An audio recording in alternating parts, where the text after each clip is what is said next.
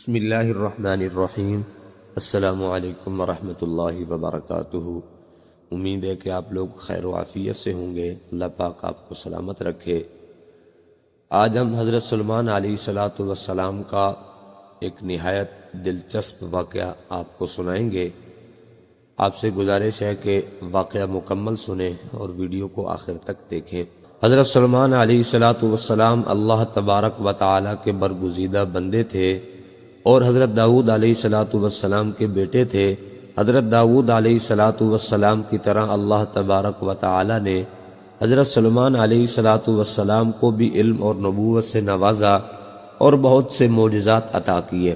اس کے ساتھ ساتھ اللہ تعالیٰ نے آپ علیہ السلام کو بڑی سلطنت سے نوازا۔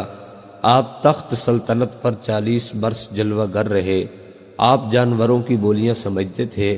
ہوا پر آپ کا قابو تھا۔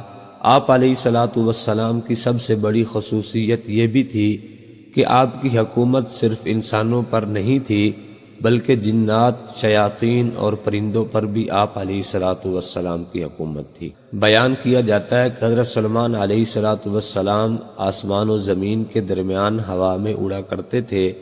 چنانچہ ایک دن جب کسی گہرے سمندر میں ان کا گزر ہوا تو دریا میں ہولناک موجیں اٹھیں۔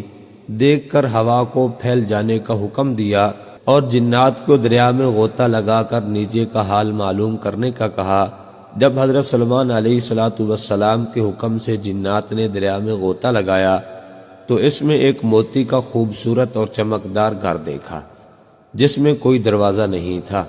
حضرت سلیمان علیہ السلام کو اس کی خبر دی گئی تو انہوں نے اس گھر کو سمندر سے لانے کا حکم فرمایا۔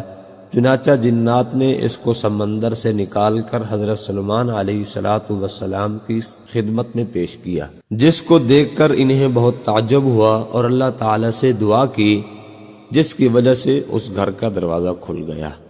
تو حضرت سلیمان علیہ السلام نے دیکھا کہ اس میں ایک نوجوان اللہ تبارک و تعالیٰ کے سامنے سجدے میں ہے۔ تو حضرت سلیمان علیہ السلام نے اس سے دریافت کیا کہ تم فرشتے ہو یا جن ہو؟ تو اس نوجوان نے جواب دیا میں انسان کی جن سے ہوں۔ اس کے بعد حضرت سلیمان علیہ السلام نے دریافت فرمایا آخر یہ بزرگی اور فضیلت تجھے کیوں حاصل ہوئی؟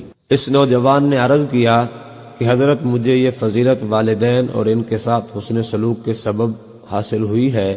میں اپنی بوڑھی والدہ کو اپنی کمر پر اٹھائے رہتا تھا اور ان کی دعا تھی کہ اے میرے معبود تو اس کو سعادت عطا فرما، میرے مرنے کے بعد اس کا مقام ایسی جگہ میں متعین فرما جو نہ آسمان میں ہو اور نہ زمین میں۔ چنانچہ والدہ ماجدہ کے انتقال کے بعد جب میں ایک دریا کے کنارے گھوم رہا تھا میں نے سفید موتی کا ایک گھر دیکھا۔ جب میں اس کے پاس پہنچا تو اس کا دروازہ کھل گیا اور میرے اندر داخل ہونے کے بعد قدرت الہی سے خود بند ہو گیا۔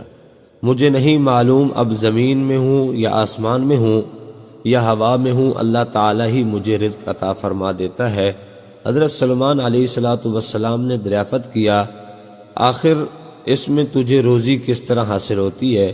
اس نے کہا جب بھوکا ہوتا ہوں تو پتھر سے ایک درخت پیدا ہوتا ہے اور اس درخت سے پھل جس میں دودھ سے زیادہ سفید، شہد سے زیادہ میٹھا اور برف سے زیادہ ٹھنڈا پانی نکلتا ہے، اور جب میں سیراب ہو جاتا ہوں تو خود ہی وہ درخت غائب ہو جاتا ہے۔ اس کے بعد حضرت سلیمان علیہ السلام نے دریافت فرمایا آخر تمہیں اس گھر میں کس طرح معلوم ہوتا ہے کہ دن ہے یا رات؟